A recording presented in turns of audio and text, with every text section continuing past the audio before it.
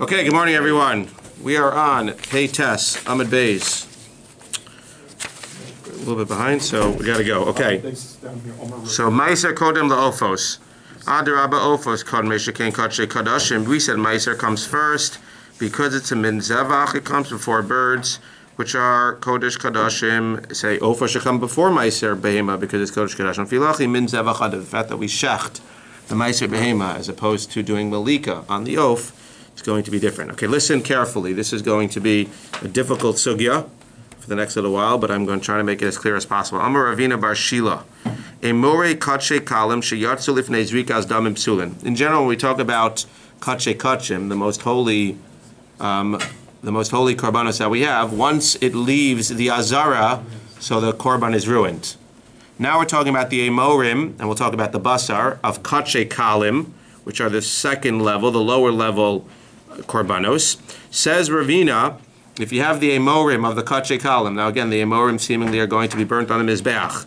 If the emorim go out of the azara, then they become pasul, and you can no longer go ahead and burn them. Now, if they go out of the azara after the zrika, so then for sure, seemingly they're going to be a problem, or again, maybe it's already over, but we're not discussing after the zrika. We're talking about before the zrika, the katshe kalim, the emori kachim kalim go outside of the azara.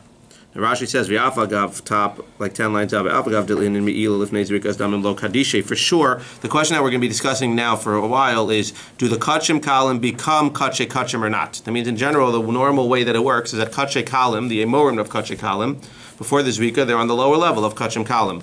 Once the zrika is done, those emorim, by definition, go onto the higher level of katshe kachim. Before the zrika, they're kachim kalim. After the zrika, they go onto the higher level of katshe kachim. So Rashi tells us that for me'ila, before zrika's damim, nothing happens. There's no me'ila. Leinin ifsalu biyotze, however, in terms of ruining them, katshe kachim ninu. We treat them like katshe kachim, and just like katshe kachim, had they gone out of the azara, they would have been ruined. Once you take the emorin of kachim kalim even outside of the azara, you ruin them even before the zrika's dam. That's what the Gemara is saying. So again, Amar Ravina Bar Shila, this is going to be the basis of our whole discussion. Emore kachim kalim. You have the kachim kalim sheyatzu lifnei zrika's damim. They go outside of the azara before you do the zrika. Psulin, those are going to be pasul forever, which means that they will never become katshe kachim, even after you do the zrika. Now, there will be some kulas, as we'll see. That means that you won't be able to be chayav me'ila for them, you won't be chayav other things, but at the end of the day, the kula is that you won't be chayav me'ila. The chumrah is that you can no longer go ahead and offer them. You can no longer bring them on the mizbeach, and if the emorim are necessary to get a kapara or whatever, then it's not going to provide whatever you need. Says the Gemara, V'tana tuna. Why are we bringing this whole discussion? Because we have a support from our Mishnah as follows. Mipnei shehud zevach v'yeshno katshe kachim dama ve'morin. We said that the reason that Meiser Behema comes before an oath is A, because the Behema is shechted, and Shechita is more chashuv than Malika, and B, because as opposed to an oath where only the dam is thrown on the Mizbeach, by the Zevach, by the Meiser, not only is the blood thrown on the Mizbeach, the Emorim are also thrown on the Mizbeach, which make them more chashuv. Now, if I asked you, why is Meiser Behema more chashuv than an oath? A, you'll tell me again, because it's Zevach, and because it's a morim are thrown on the Mizbeach. Not because it's blood is thrown on the Mizbeach. The fact that it's blood is thrown on the Mizbeach is nice, thank you for telling me, but that's not what makes it more chashuv than an oath, because an oath, the blood is also thrown on the Mizbeach. So if you're going to bring me things that are making, again, what do we bring in the Mishnah? We want to know why is the Meiser Behema on a higher level than oath. Then the two things that it should be saying is A, that it's a min zevach, that it's shechted, and B, is that the emorin are thrown on the Mizbeach. The fact that the dam is thrown on the Mizbeach seems to be superfluous, because that's not, it's true, but that's not what makes it greater than an oath, because the oath also has the dam thrown on the Mizbeach. Says a Gemara, Bishlama emorin lisnu ba'ofos. I understand if you're going to tell me that the reason that Meiser Behema is greater is because of the emorin thrown on the Mizbeach, which doesn't apply to ofos shkoyach. Eladam miha isse. What are you telling me that the reason that Meiser Behema is greater than oaf is because the dam is thrown on the Mizbeach? The dam of an oaf is also thrown on the Mizbeach. Elalav kamash malan. Clearly, the fact that it's bringing dam here is not to teach us that specific thing, but it's to teach us that there's something specific about dam that we want to compare to emorin. What's that? that. Elalav kamash malan emorin kidamo. We're talking about emorin here that are like dam. Ma damo lifnei zrika af emorin kodem zrika. We're clearly talking about dam, which is lifnei zrika. And therefore, we're talking about emorim that are lifnei zrika as well. It needs to be dam before zrika because it calls it kodesh kadashim. Everybody agrees, in our Mishnah, again, everybody agrees that v'yeshbo kodesh kadashim damo meivor. We said that the ophos, we said that the ma'aseh behema is not necessarily a kodesh kadashim itself, but the dam and the emorim which are being thrown on the mizbeach are being referred to as kodesh kadashim. Dam is clearly only referred to as kodesh kadashim before the zrika. Once the zrika is over, it's no longer kodesh kadashim anymore. So if we're dealing with dam that's coming before the zrika, then we're clearly talking about emorim that are coming before the zrika as well. Perfect. That's Ravina's case. And what does it say? And yet, what does it call it? It calls it Kaddish Kadashim.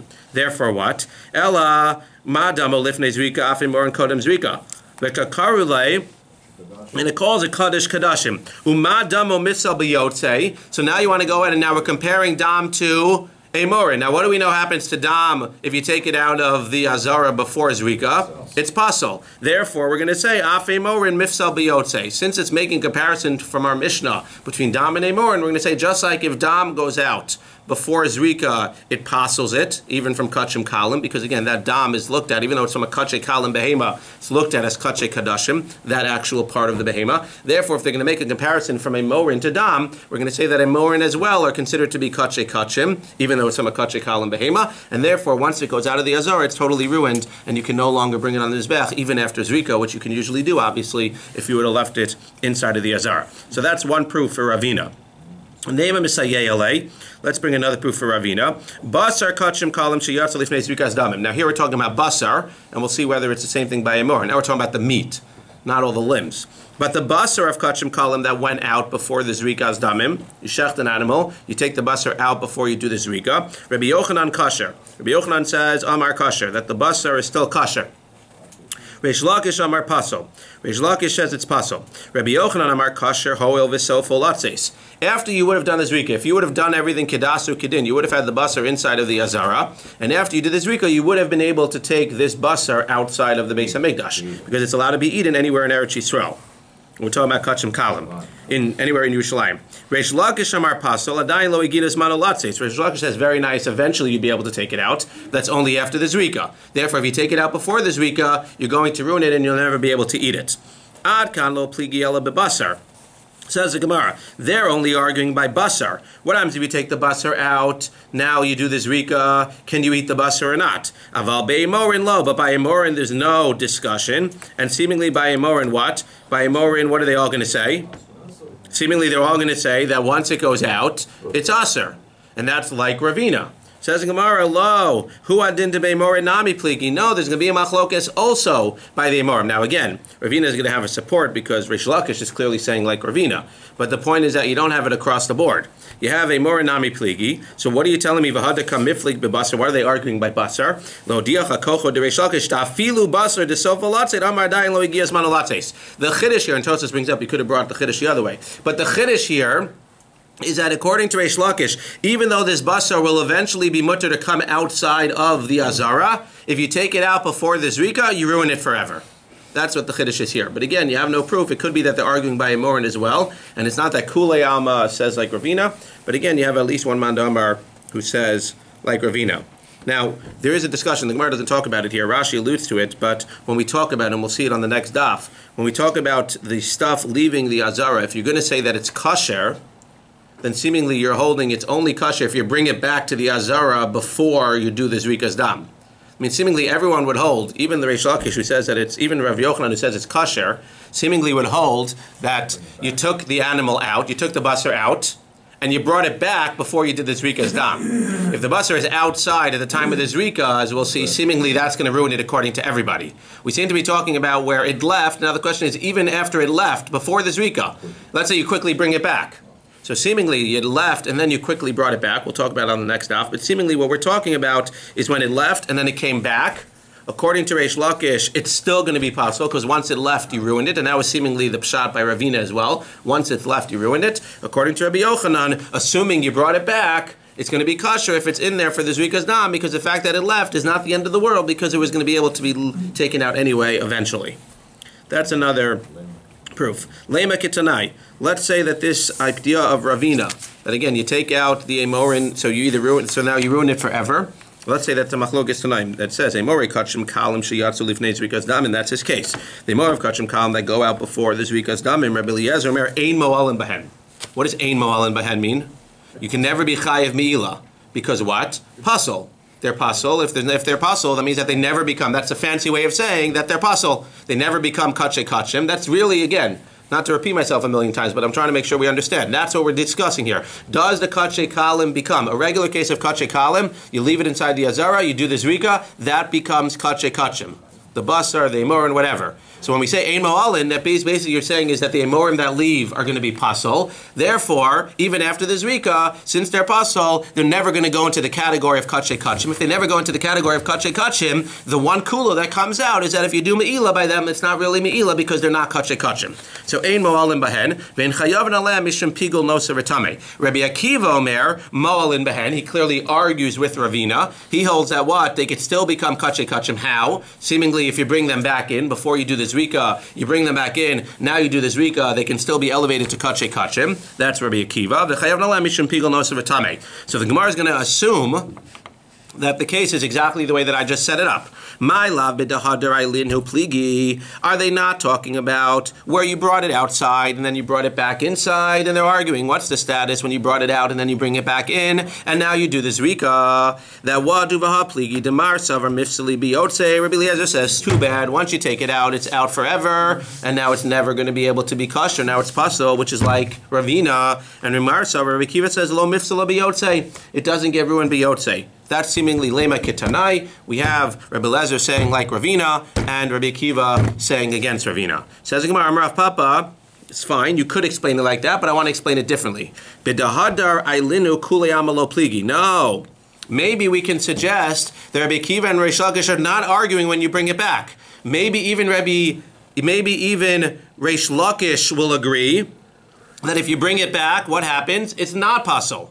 Maybe not like Ravina. Maybe as long as you bring it back before you do the zrika, you're good to go. Again, all we're just suggesting here is whether this machlokes is for sure a support and a support by one and not a support by the other. One can, again, the point that Rav Papa is making is one can suggest and one can interpret this brisa as being both against Ravina. Ravina would say you bring it out, even if you bring it back, pasul.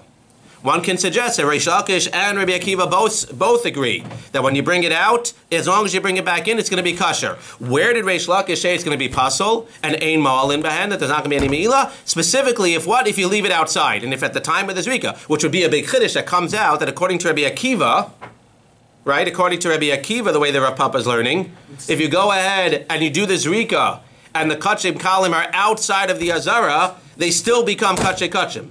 That's a chiddush of Rav Akiva.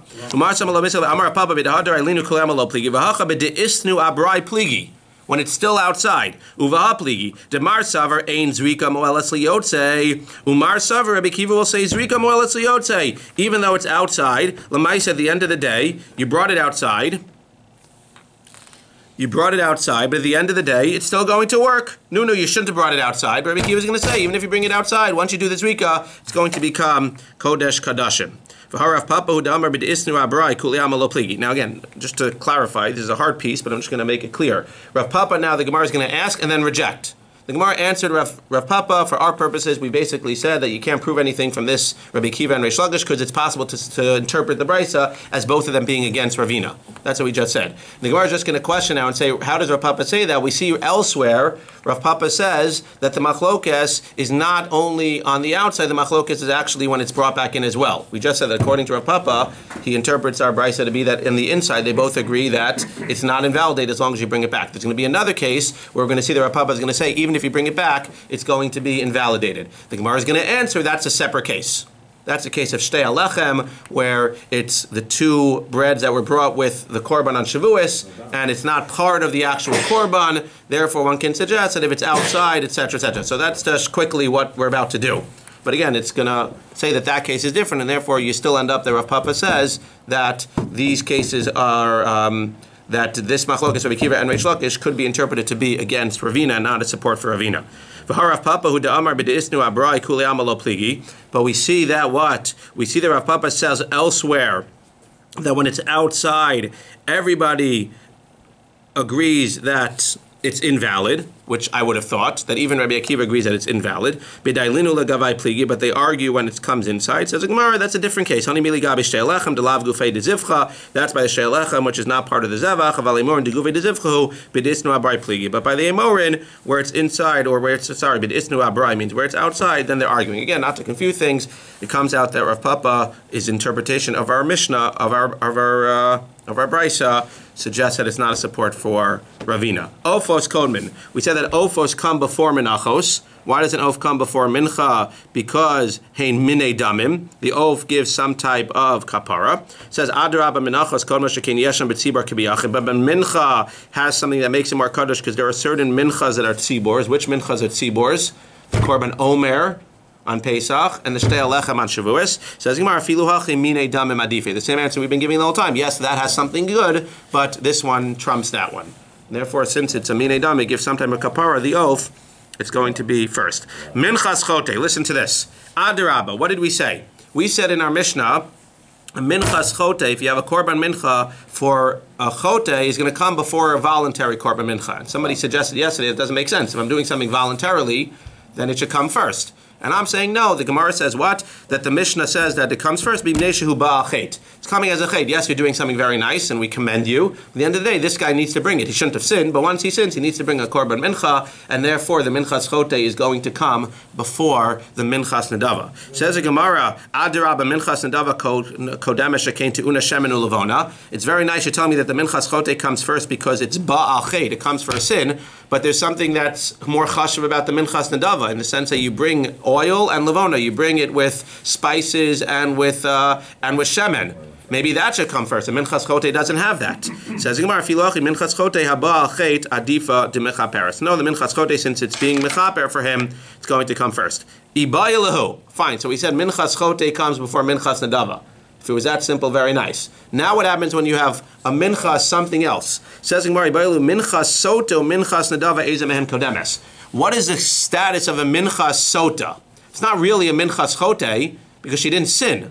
Well, we're trying to figure out whether she sinned or not. But at the time that she brings a korban mincha, we're not sure whether she sinned or not. So is it, right, we suspect that she sinned, she was warned, but she hasn't sinned yet. We're bringing the mincha as part of the process to find out whether she actually sinned, part of the process of drinking and all that stuff. So is that considered to be like a minchas chote, which it'll trump the minchas nedava? Or in that sense, the minchas nedava will trump the minchas sota because it's not necessarily for a sin. Therefore, if it doesn't have that argument that it's for a sin, then the fact that a minchas nedava has the levona, has the spices and the shemen, which the minchas sota doesn't have, just like the minchas chote doesn't have, then it would actually trump the minchas sota. Minchas nedava kadma shekein tuna shemen o levona. Odilma minchas sota kadma shekein ba levar avon, since it's coming and not for a sin, but to clarify whether she sinned. Tashma minchas chote kodemes minchas nedava. So we make a diok. Minchas chote hu tekam le minchas nedava ha minchas sota lo. Says the Gemara, good try. Miketani b'bnei shehi mechaperes. It doesn't say in our Mishnah that a minchas chote becomes before a minchas nedava because it gives a kapara. If that's true, then I would argue that a minchas sota does not come before a minchas nedava because it doesn't give a kapara. What does our Mishnah say? Minchas chote kodem. That's why I keep looking back at Pei Testament Aleph. Minchas chote kodem leminchas nedava b'mnei shehu ba'al chet. It comes for a sin. Comes for a sin doesn't necessarily mean it's mechaper for a sin. Comes for a sin means it comes for something in the category of sin. Well, you can argue that a sota also comes for a sin. Comes for a possible sin, but it comes for a sin. Therefore, the Gemara says a minchas sota will come first because it fits into this category of coming for a sin. So right now the order would be minchas chote when he sins, then minchas sota, and then minchas nedava. Tashma, another proof. Zu kodemes l'zusha zuba min achitim v'zuba min haseorin. This one comes first because it comes from wheat, and this one comes from barley. Which one comes from barley? The minchas sota comes from barley. So something is before the minchas sota. Well, if the one that comes from chita, both the minchas chote and the minchas nedava, the voluntary one, come from chita. So if this one that comes from chita is referring to a minchas chote, then we don't know what the halacha would be by a minchas sota versus a minchas nedava, and we can suggest that the minchas sota will come first. But if the zu in this brisa is referring to a minchas nedava, it clearly says zu kodem lezu, that a minchas nadava comes before a minchas sota, which is unlike what we just said. Says the Gemara, my love minchas nadava leminchas sota. Is it not saying that a minchas nadava, which is chita, comes before a minchas sota, which is seorin? Lo, minchas chote leminchas sota. It's just saying that a minchas chote comes before a minchas sota, and we know that. We agree to that. Everybody agrees that minchas chote comes first. We were trying to figure out what number 2 would be. Would it be minchas chote? Would it be minchas sota or minchas nadava? Typically, deha mechaperes v'halo mechaperes. Then it should have said what? If in fact we're saying that zu kodemis azusha zuba min achitim v'zuba min aseorin is referring to what? A minchas chote coming before a minchas sota. So why are you telling me that a minchas chote comes before a minchas chota? What's the reason? Not because this is from chita and this is from seorin. The reason that a minchas chita, that a minchas chote comes first is because this one is mechaper and this one's not mechaper. The fact that it says zu minas chitim v'zu minas seorin seems to be saying we're not talking about a minchas chote versus a minchas sota. We're talking about a minchas nadava versus a minchas sota. Elamai minchas nadava. Again, now we're stuck. Because now we're interpreting that a minchas nadava comes before a minchas sota, and we just said the opposite. Says Gemara, typically dezu te'una shemen u'levona, v'zu eina te'una shemen u'levona.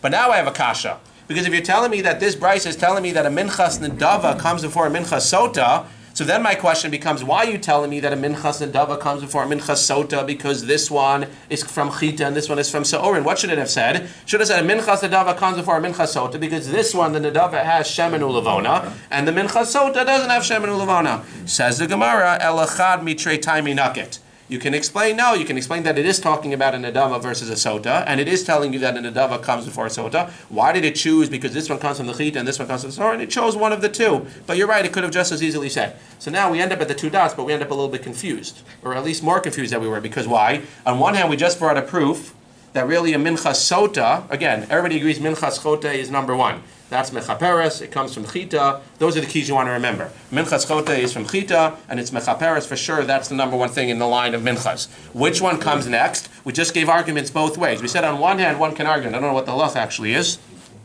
I'm not sure it says. On one hand, we can argue that a minchas sota should come before a minchas nadava. A sota one should come before a voluntary one because this comes for a chait. It comes in the category of chait. And on the flip side, one can argue that a minchas nadava should come before a minchas sota because the minchas nadava is from chita and the minchas sota is only from seorin. And the minchas chita has, the minchas nadava has shemen u'levona and the minchas sota does not. So again, that's what you want to get out of it. When I ask you tonight while you're sleeping, you'll tell me a minchas chota comes from chita and it's mechaper, a minchas nadava comes from chita and it's not mechaper, and a minchas sota comes from seorin and it's in the category of chait. That's all you got to know. You can go. You don't have to wait till tonight. You got to stay a little bit longer. You just got here. Says the Gemara, 2 dots. Chata sa'ov kodemes. I could ask you, if I ask you now. Chata sa'ov kodemes. So now we said at the end of the Mishnah, we said chata sa'ov is before the ola sa'ov, and the Gemara didn't say why. Rashi said mikrai nafkalam b'gemara. Well, here's the Gemara. We're going to tell you from a pasuk that chata sa'ov comes first, and it's going to come out that chata always comes before ola, and the rest of the daf we're going to discuss certain cases where we see that ola comes first. Chata comes before ola. Remember that. Minahani mili. Where do you see that a chatas of comes before an ola of? Again, a chatas bird versus an ola bird. How do you know the chatas comes first? The Tanu Rabbanan, because it says v'hikriv et asher lechata'as rishona. You bring the chatas first. What are we talking about here? This is also important, idios. We're talking about a korban ola v'yored. When you have a korban ola v'yored, so you bring an animal that's a chatas. You did a sin, you bring an animal that's a chatas. What happens if you can't afford a chatas? We discussed this in the dark. What happens if you can't afford a chatas? What do you bring? 2 birds. Which birds? An ola and a chatas. So again, korban ola v'yored, ideally you bring an animal chatas. If you can't afford the animal chatas, you bring an ola and a chatas in its stead. 1 bird that's an ola and 1 bird that's a chatas. Which one of those 2 birds comes first? If you're going to go ahead, the chatas comes first. V'hikrives asher lechatas rishana. Says the Gemara, ma talmud lomar? She'ein talmud lomar. It can't be to teach me l'lamed shetikra rishana. It can't be to teach me that in this specific case only you bring the chatas bird before the ola bird. Because what does it say afterwards? Harei kvar nemar v'yasasheni yase ola.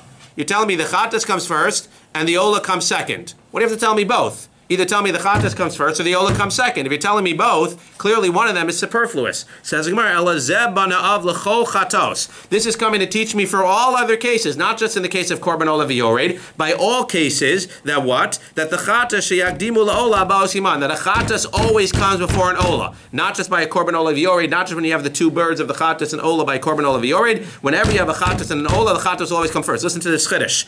Bein chatas ha'of la'ola sa'of, our case, where the chatas ha'of comes before the ola sa'of. Bein chatas behema la'olas behema. Also, when you have two behemas, a chatas and an ola, you bring the chatas first. And listen to this chiddush: afilu chatas ha'of la'olas behema, which I would have never thought. If you have a chatas bird versus an ola behema, the chatas bird comes first. That's the chiddush over here. We said in general when you have two behemas, so right, or you have a behema and a bird, so usually the behema comes first because it's min zevach, etc. But over here specifically by a chatas bird and an ola bird, you have gzeres hakasov. By a chatas bird and an ola behema, the chatas bird comes first. Hilcha chatas of la'ola sa'of mi ve'es hasheni. So we end up learning chatas of from this pasuk. Chatas behema la'olas behema mi derebi rachmana. We already actually knew that from last daf, that the chatas behema comes before the olas behema. Chatas of la'olas behema mi zeh bana'av. So again, it comes out from this binyan from these extra words. Comes out chatas always before ola, even when the chatas is a bird and the ola is an animal, which is usually not the case. We're going to spend the rest of the day bringing some proofs for and against this. Tashma. We have a proof against this. What are we talking about? This is going to be talking about a yoledes. Important again, an important idea, and it's important for this case. A woman who has a baby. She needs to bring two things. A regular woman who can afford it. Again, a person who does a chet of ola v'yored, he brings a chatas behema. If he can't afford a chatas behema, he brings a chatas of and an ola sof. A woman who is a yoledes, who has a baby, she needs to bring two things. She needs to bring an ola behema and a chatas bird.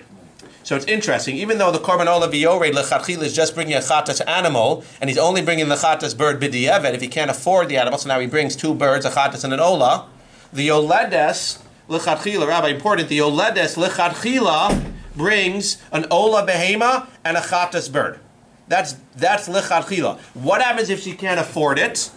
The yoledes, let's say she can't afford it, she still needs to bring the chatas bird, but now instead of the ola behema, she brings the ola bird. So it comes out again. A person who has a korban ola v'yored brings a chatas animal. A yoledes brings an ola animal and a chatas bird. It comes out that on the second level, b'di'evet, they're bringing the same things, but for different reasons. A regular person by an ola v'yored, the chatas oaf and the olas oaf are replacing a chatas behema.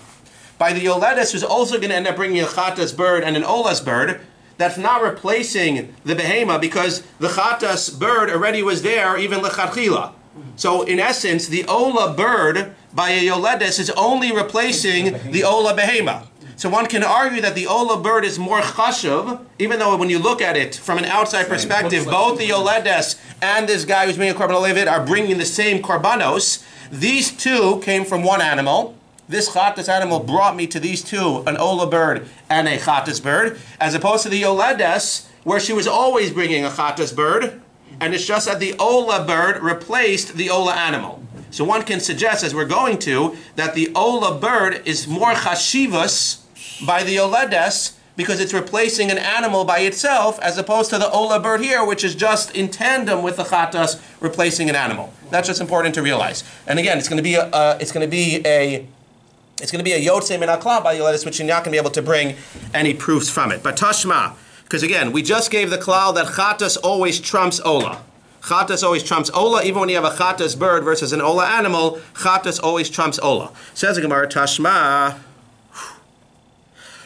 Rabbi Eliezer, Omer, Kol Makom Shenischalfa Chatas Kodemes. Anytime you switch a chatas, the chatas comes first. Where are you switching a chatas? In the case of ola v'yored, you're getting rid of that chatas animal, you're bringing a chatas bird and an ola bird. Which one comes first? The chatas bird, because chatas always comes before ola. V'kan biyoledes ola kodemes.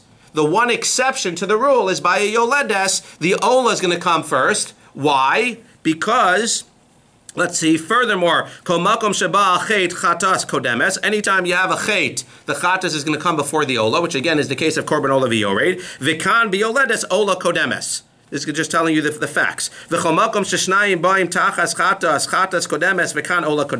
Anytime the two things, the i.e. by ola v'yorei, that the chatas and ola come for the chatas animal, the chatas is going to come first. V'kan, over here by the yoledes, ola kodemes. Now this brisa seems to contradict earlier brisa that what? The chatas always comes before the ola. Amarava lemikra higdima kasov. In essence, what I'm saying is that it's coming because this is the exception to the rule. And as we're going to see in a second, really, based on this, what's the two reasons? There are numerous reasons. What are the two reasons that the ola is going to be trumping the chatas by the case of the yoledes? Again, first of all, the chatas by a yoledes is not a real chatas.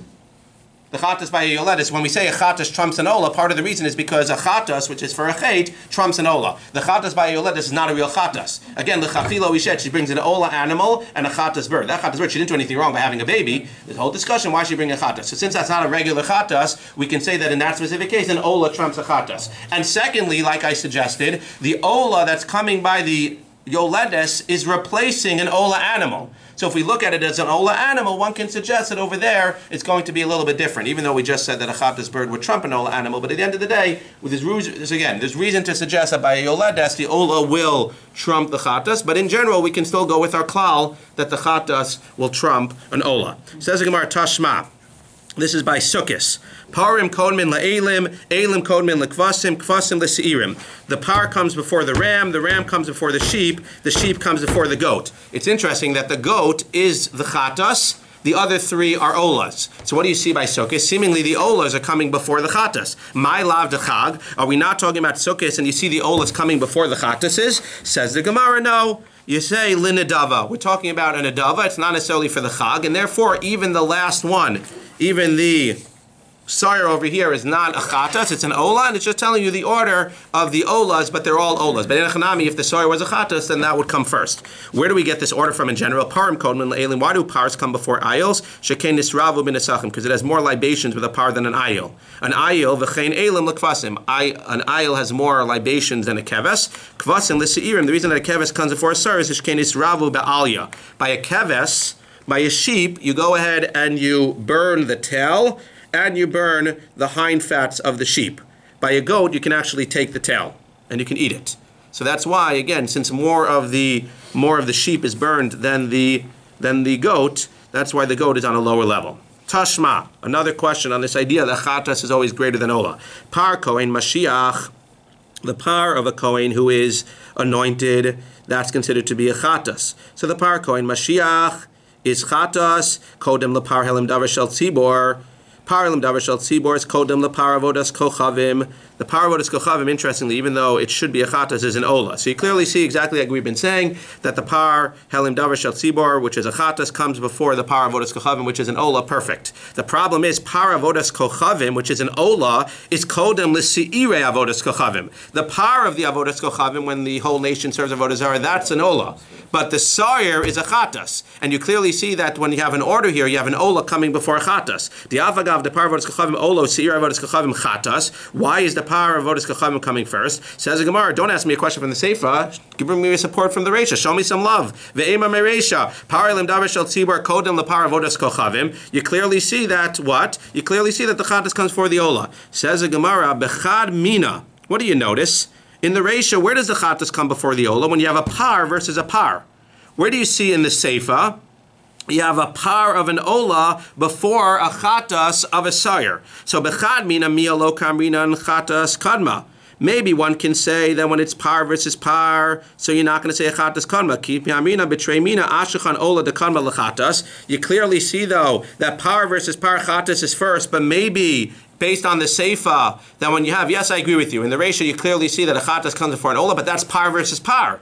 Maybe, in fact, when it's par versus sire, when you have two different animals, maybe you'll say that the ola comes before the chatas, which is clearly the Seifa of the Brisa. Says the Gemara, why do you see the par of avodas kochavim? Why do you see that this ola is coming before the sire of a chatas of avodas kochavim? Says the Gemara, Amrei b'marav mishmei de Rabba bar Meri chatas avodas kochavim chaser aleph lechatas ksiv. No. In general, we're sticking with our rule. Chatas always before ola, even if they're different animals. So why do we see over here that the par, which is because an ola of avodas kochavim is coming before the chatas of the sar of avodas kochavim, because by avodas kochavim, by the pasuk, it's spelled without an aleph, the chatas. Therefore, Hashem is clearly sending us a message that there's something different about this chatas. It's going to be on a lower level than other chatases. Ravina gives a different reason. It says kamishpat by the power of avodas kochavim, and therefore by the avodas kochavim it says kamishpat ksiv behu. Since it says kamishpat, you do exactly like it says, but it's specifically over here where the ola is going to come first.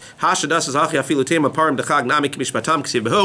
that you came onto this, you can go back to how we started this discussion by Sukkot, and we said, well, it's only talking about olas across the board. No, by Sukkot it also says kamishpatam. So one can suggest that even by Sukkot it says olas before chatas, but specifically because of the pasuk. So it comes out again, chatas always before ola, except in unique circumstances where the pasuk alludes to otherwise, where the pasuk has lichatas without an aleph, or it says kimishpat, or it says kimishpatam. In those specific unique circumstances, one can argue, since the Torah said an ola comes before a chatas, in those unique circumstances, specifically by those, the ola will come first. But as a general klal, if you just have a general 2 korbanos, chatas always comes before ola, even when it's a chatas bird versus an ola behema.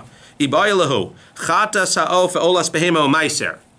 You thought you were okay. But now I have a question for you. Chatas ov versus meiser, chatas ov versus ola behema, we said chatas ov comes first.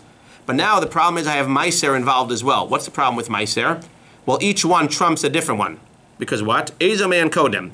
Tikdom chatas ov. If you say, well, what do you mean the chatas ov comes first? Because it's before an olas behema. What's the problem? Meiser, ika meiser dekodim la. Meiser comes before a chatasov. So even though a chatasov needs to come before the olas behema, but now meiser needs to come before a chatasov. So perfect. So now do meiser, chatasov, and then ola behema. The problem is likto meiser. If you do that, ika olas behema dekadmilei. Well, the ola behema is supposed to come before the meiser. So I need to put the meiser before the chatasov, but I need to put the ola behema before the meiser, but I can't put the ola behema before the chatasov. So I'm sort of stuck. Tiktum olas behema. So I put the olas behema first. I can't because ikachatas of. Dikadmala. Says the Gemara 2 answers. Hacha tirgamu min zevach adif. Here in Bavel we said no. Min zevach is adif. Meiser trumps everything. Therefore it's going to come what? What's the order going to be? Meiser, which is a min zevach, is going to trump everything. Then you're going to have, even though again the ola behema is also min zevach, but min zevach meiser is going to come first. Then you're going to have chatas of. Then you're going to have the ola behema. Says b'marav amrei no. No, the animal ola first trumps the meiser. Just sees which one you trump first. The animal ola trumps the meiser, and then the chatas behema, and then the chatas of trumps that. So it comes up again. According to the first opinion, it's going to be the meiser, and then the chatas of, and then the olas behema. And according to the second opinion, it's going to be the chatas of, then the olas behema, and then the meiser. So meiser is either ending up on top or on the bottom, but definitely not in the middle. That's the Gemara. Zok the Mishnah. Finish in 2 minutes. Zok the Mishnah. Kol achatosha b'torah kodmos la'ashamos chutz me asham mitzora b'bnei shehu ba'al hechsher. That a chatas comes before an asham, except for an asham mitzora, because an asham mitzora has a special character trait that it comes to make the mitzora fit to re-enter the congregation. Because what do you do with the blood of the asham by a mitzora? You put it on his ear, on his thumb, and on his toe. So in general, chatas trumps asham. The asham of a mitzora has special powers where it's going to come before a chatas. Kol hashama shebatorah ba'im b'nei shtayim. Anytime you have an asham, you bring it in its second year. U'ba'in b'kesef shkalim, and asham comes with 2 silver shkalim. Chutz me asham nazir v'asham mitzora. The asham nazir and the asham mitzora are different. Shein ba'in b'nei shnasam. They come in their first year. Ve'in ba'in b'kesef shkalim. So again, chatas trumps asham, except in this specific case of asham mitzora, and all ashams are the same except for asham nazir and asham mitzora. In general, all of these discussions we've been having the last few days, kashem shekodmin bakravasim, we were talking about which ones you shech first, or we were talking about which ones are zrika first. So too kodmin bachilasim, we're talking about which one gets eaten first. So if you have a chatas and an ola, you eat the chatas first. Says the Gemara, shlamim shalamesh v'shlamim shal yom. Interesting, you have a shlamim from yesterday and a shlamim from today. Which one should eat first? Well, seemingly the one that's going to expire first. Shal emesh kodmin and shal yom, because the yesterday shlamim is going to expire one day before today's shlamim. What about shlamim shal emesh chatas v'asham shal hayom? Well, on one hand, now you have the shlamim of yesterday, which is going to expire earlier, or going to expire at the same time. Shlamim will be for 2 days, and the chatas and asham will be from today. But the shlamim is older, so you should really eat it first. But the problem is that the chatas and asham are what? Are on a higher level. They're kodesh kadashim.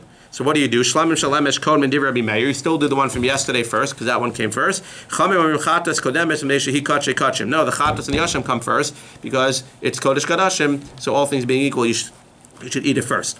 The kulan, in general, hakohanim rashoyin l'shanas b'achilasan, they can eat it however they want. La'achlan sluyin, they can eat it if it's roasted. Shlukin, is it shlukin or slukin?